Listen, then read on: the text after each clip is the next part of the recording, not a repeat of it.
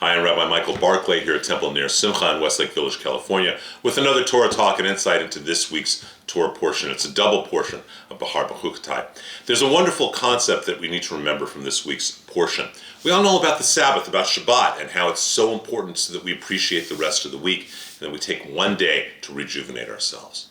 But this Torah portion of this week actually talks about a sabbatical year and a jubilee year. What are these two things? That every 7 years, the seventh year, after 6 working years, you're supposed to let the land lie fallow. You're supposed to let the land rest. It's a whole year of rest for the land as well. This teaches us that the land itself has a consciousness. But then there's this concept of a jubilee year. This jubilee year is after 7 cycles of 7, 49 years. On the 50th year, you have a whole year where everything is returned back to the way it was at the start of that cycle.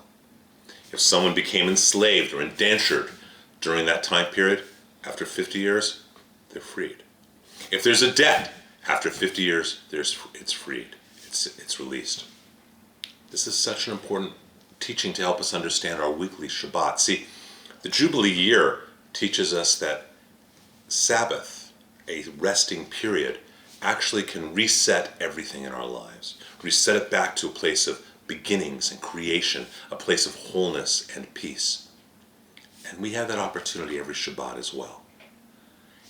Taking that Friday night to Saturday night allows us to have a week rest and then recycle, rebirth as a cycle.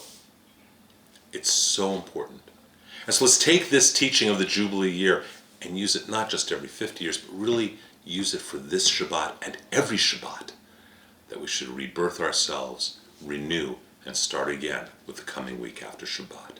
I'm Rabbi Michael Barclay here at Temple near Simcha in Westlake Village, California. Shabbat Shalom, and thank you.